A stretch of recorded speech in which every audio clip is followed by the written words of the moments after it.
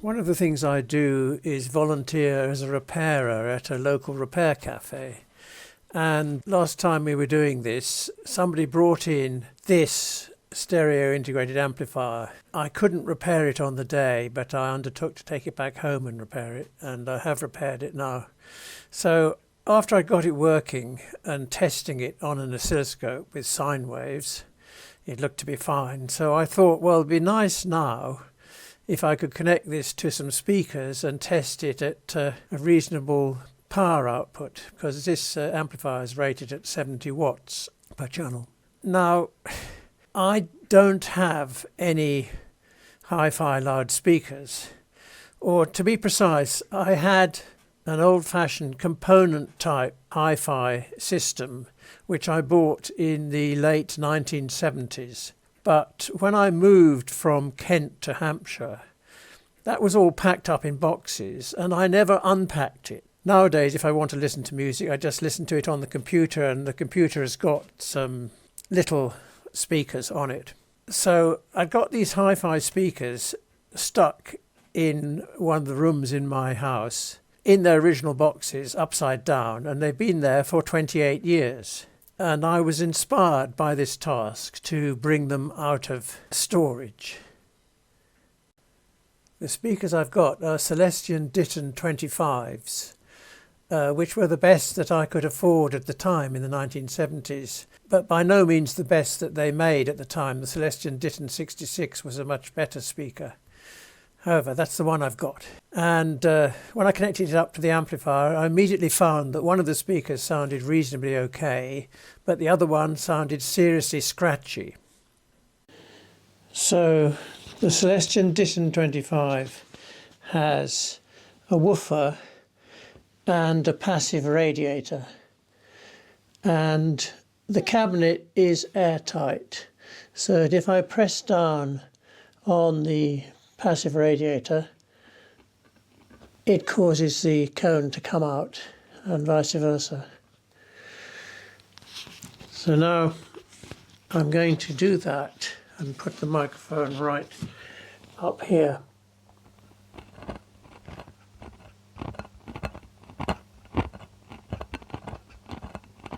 And I hope you can hear the scratching. You can just take the woofer out by undoing those 4 screws from the front and unsoldering the connection wire. So, following advice on some forum, they said, well, don't take the whole thing apart because you'll never get it back together again.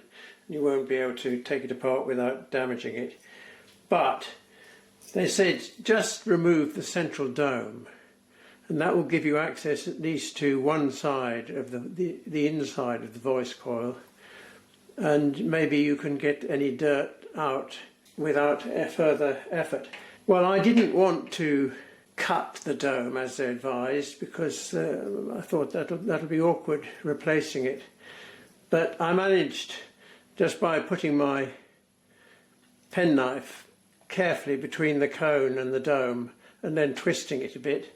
The glue, even after 30 years, is still quite flexible, so I managed to get this dome off, and I think I'm going to be able to reuse that.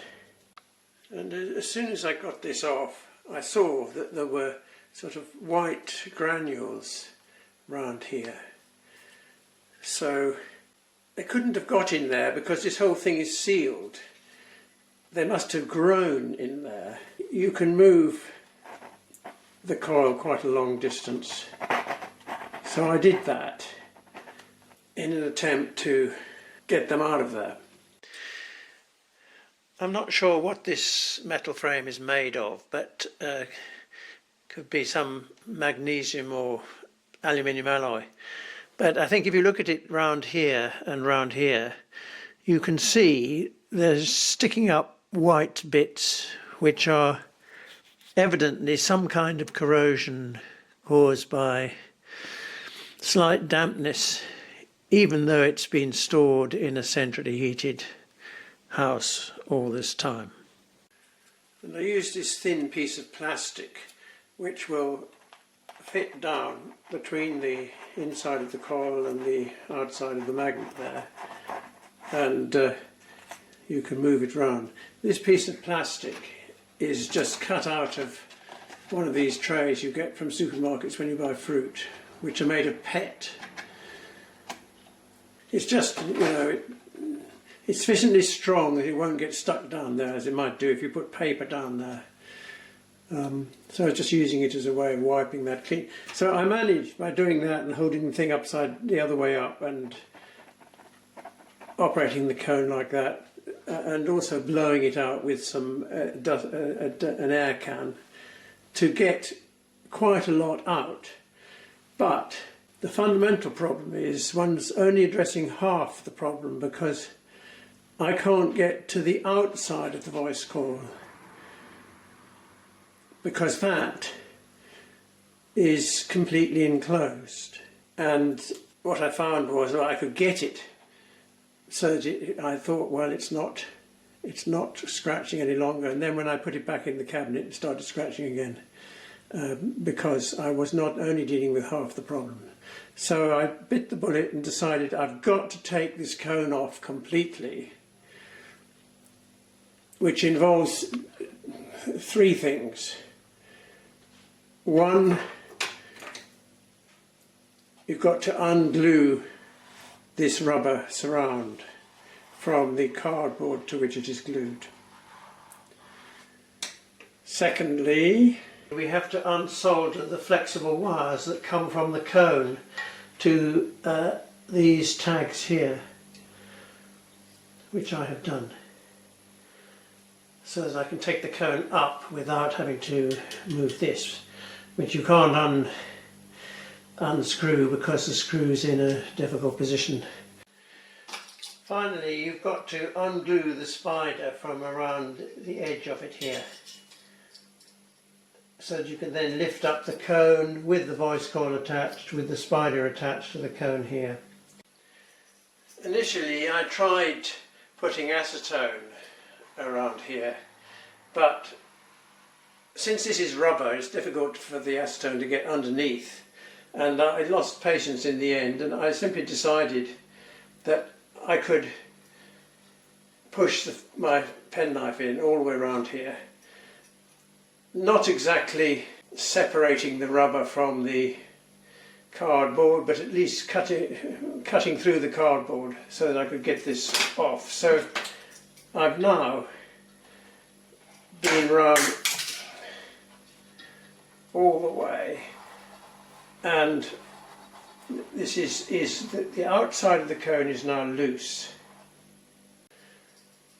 When I've got the cone off, it will be easier to remove the remnants of the cardboard that are still stuck to the rubber. Then I can replace the cardboard and re-glue it when I'm finished. Now, I first started trying to jam my penknife in here, and I couldn't. The glue is a kind of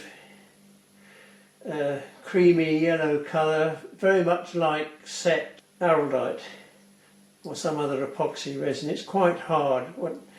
I can cut it with this, but there's no way that I could get this off without using a solvent. So what I've been doing is I first started with acetone and just putting it round like that and leaving it for half an hour and then coming back and doing it again.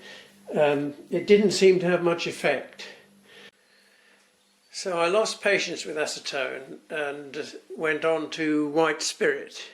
After a while I thought it was working but not very fast.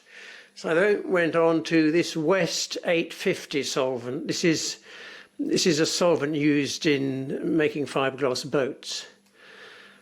I was going to go on to Hammerite brush cleaner, but I never actually used that one. So I've been using these two, since I'm not quite sure which is the most effective, I've been using these two alternately and putting them round the rim of this spider, going away for half an hour to let it evaporate and hopefully soak in and work, and then coming back and giving it another dose. And eventually that completely dissolved the glue and it came loose. So I've been doing this in the kitchen so that I can have the cooker hood on and avoid gassing myself to death with all these rather unpleasant solvents. So it's always the last bit that is problematic because it's behind this or behind this, but I think I've now got it completely loose. Yes, the spider's completely loose. So, are we ready for the big reveal? See if we can actually lift this thing off completely without actually damaging the cone, which would be good, wouldn't it? Yes. There we go.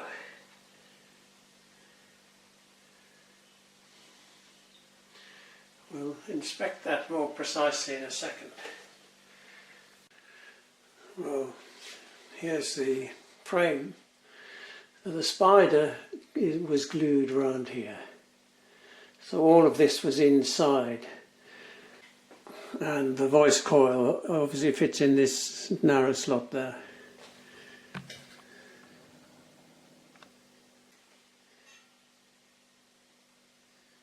Well,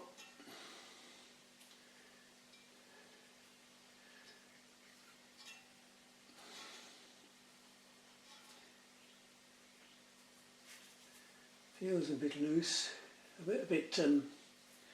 certainly feels very rough.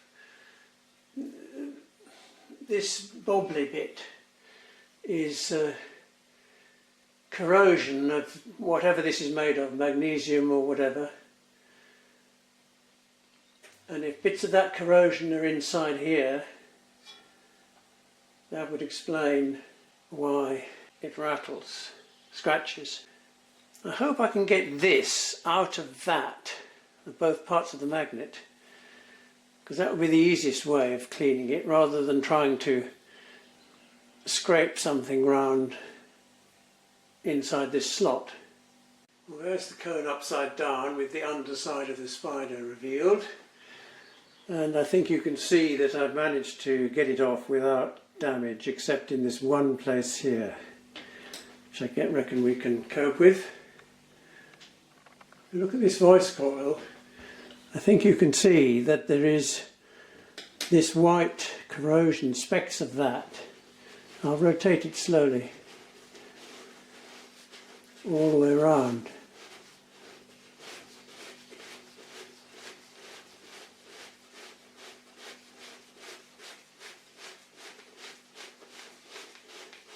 And I think it's that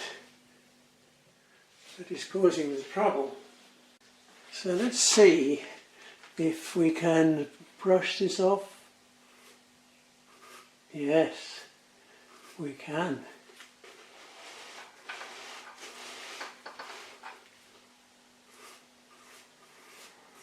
Partly.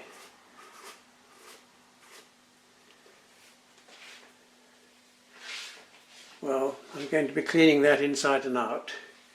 Back to the frame, we've got 1, 2, 3, 4, 5, 6 screws just holding this frame onto the magnet. So I could take those off.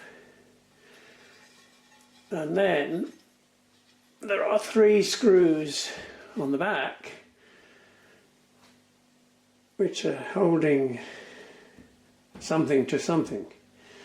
And I'm hoping, this piece here seems to be a separate magnet. I'm hoping if I take these 3 screws off, then I might be able to withdraw this with this bit of it on the end, thus giving total access to everything. Some people will say, don't do that, it'll affect the centralisation of this. Well, I can always get this back again.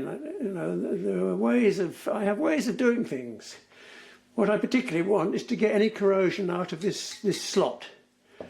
because there's no point in cleaning the voice coil and then putting it back in here, and within a few minutes or days or weeks or years or whatever, the problem will come back. I'm thinking that I don't need to undo these screws. I can just leave this frame connected to this bit of the magnet. I'll see what happens. Maybe I do. I'll see what happens if I just undo these 3 big screws.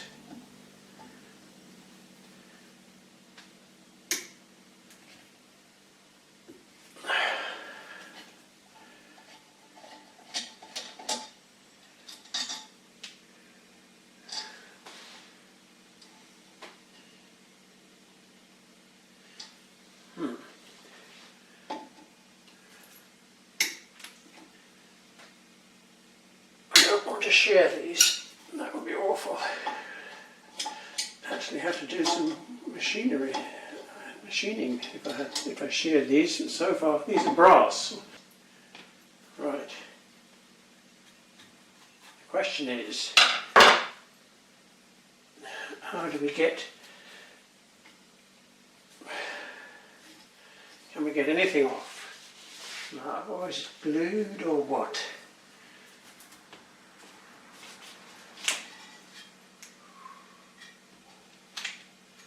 I don't know what this is made of. I hope it's not ferrite, because it's something easily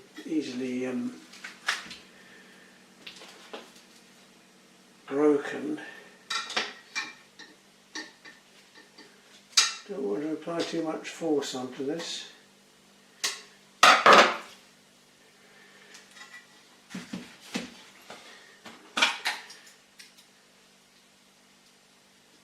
Of course, it may just be the magnetic force that's holding it.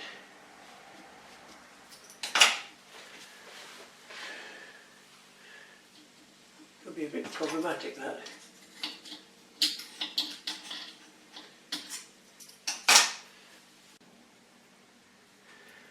Well, I've decided to give in on this question of disassembling it further, because it doesn't seem to want to come. So I've got this aluminium oxide, quite stiff paper, which will go in here, I think.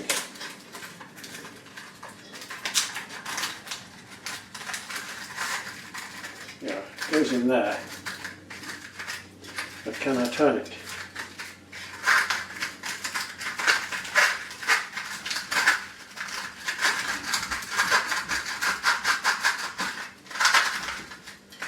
Not easily, but what I need is something. I need something in here so that I can grip it better.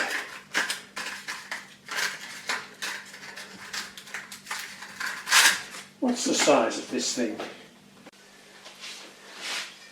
This thing is, it's 44 millimeters in diameter. Yes, that's the inner thing, is 44 millimeters.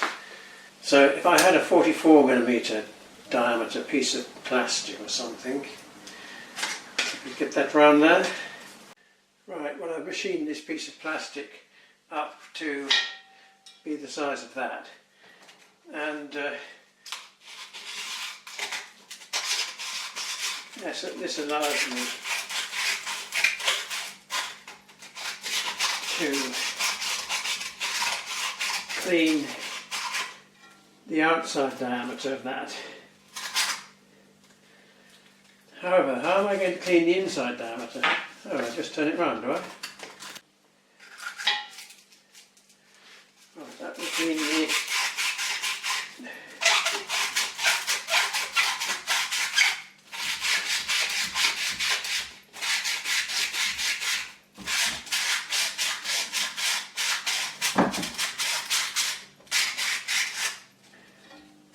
So I reckon that's cleaned both.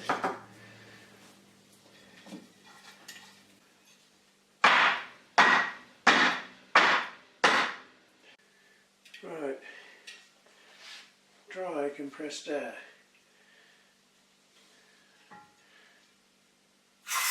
Whoa!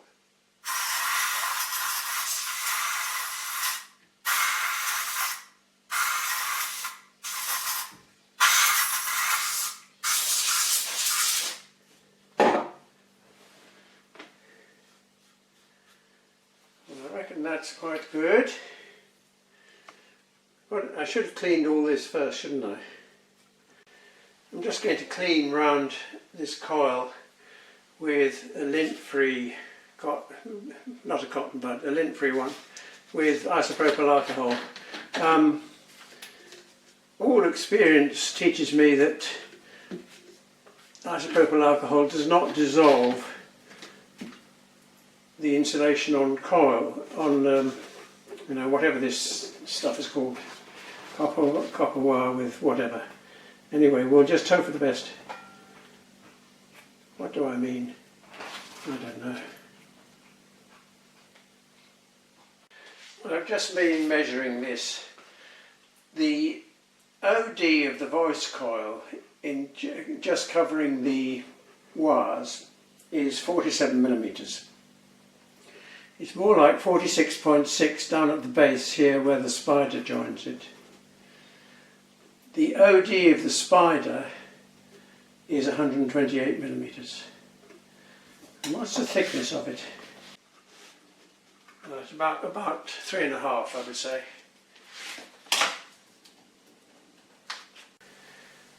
Well, I'm just trying to clean off the residual glue here using white spirit and a bit of abrasion.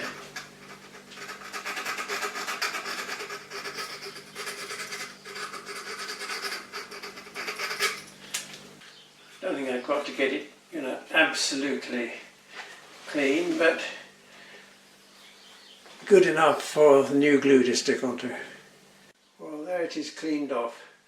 I just got one tear here, which I did right at the beginning when I thought I might be able to pry the spider off using brute force with my penknife. So don't do that, but apart from that it should be okay. This spider does not have to be airtight. In fact, it's, you know, you can see through it. It has to be like that in order to avoid an airlock with the coil. So the fact there's an additional hole there, I can just block that up a little bit to stop debris getting in there. I'm just soaking the cardboard round here with acetone, white spirit and West 850 to try and see which is the most effective at freeing it off the rubber. Sadly, the news so far is that none of these solvents is particularly effective at getting this cardboard off. Just abrading it with a penknife seems to be the closest thing that works. Of course, I've got to be terribly careful not to cut the rubber or tear the rubber at all, because that would completely ruin the whole thing. So going very, very slowly and carefully is the way to do it. Well, I'm just soaking the rim of the frame here in the hope that it'll make the cardboard go all soggy and easily scraped off. Well, I've just come back from lunch and I think the solvents have beginning to take effect because I can peel this off my finger now. Look at that, it's producing a really nice clean result.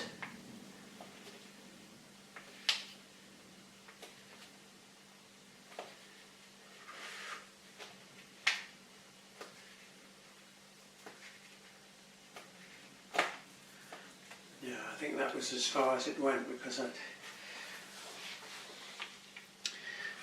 on we go. What this reveals is that the rubber here is ribbed to assist the adhesion. Well, I think I've got it all clean.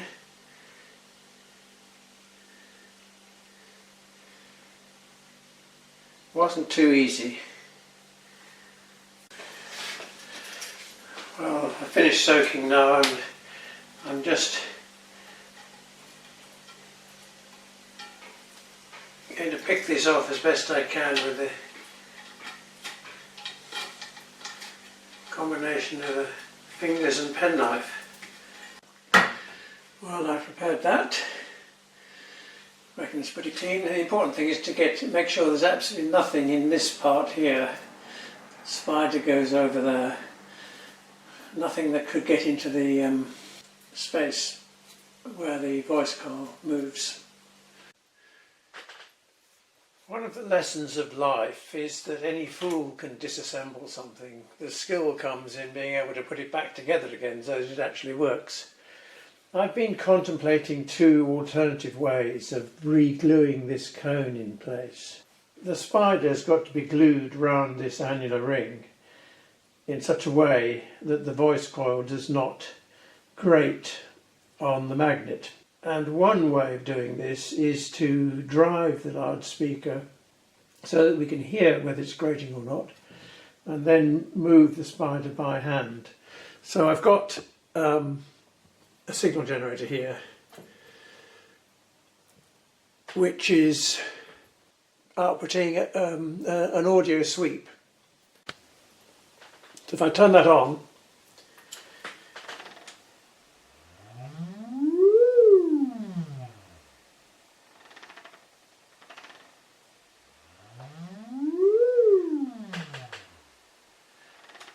now if I move the spider very slightly towards me, eventually it will start grating,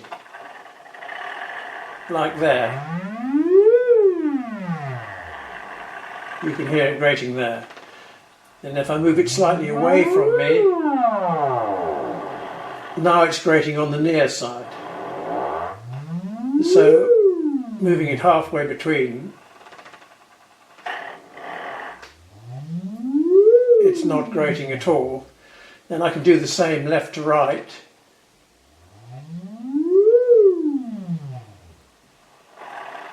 That's grating on the right hand side.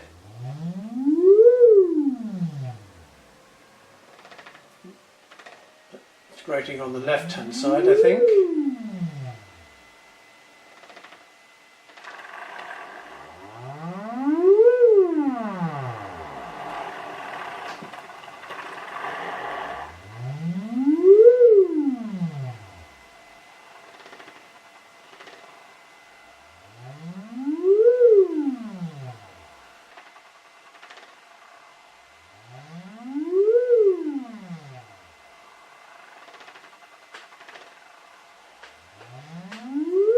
So let me turn that off for a moment.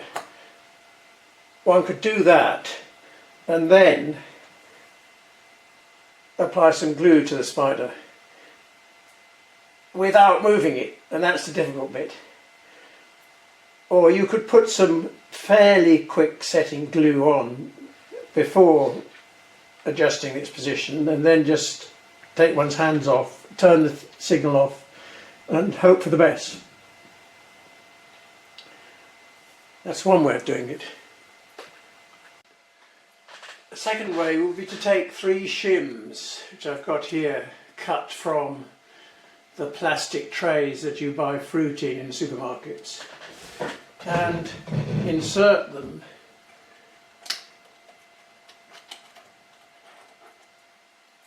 in here.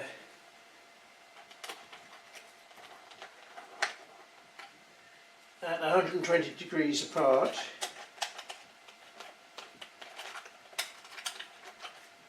So I can get it in there.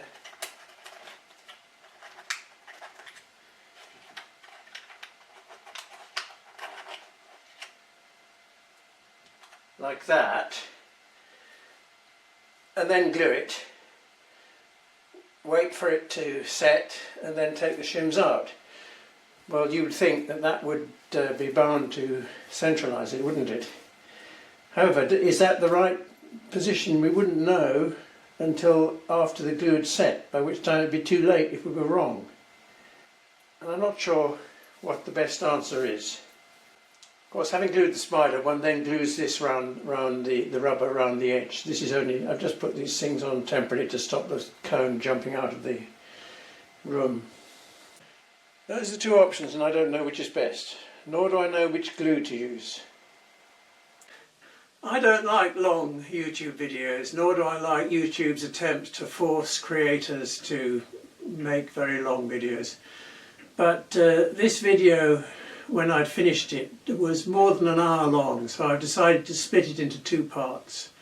So I'm afraid you'll have to wait for part 2 to see what happens next. Thanks very much for watching.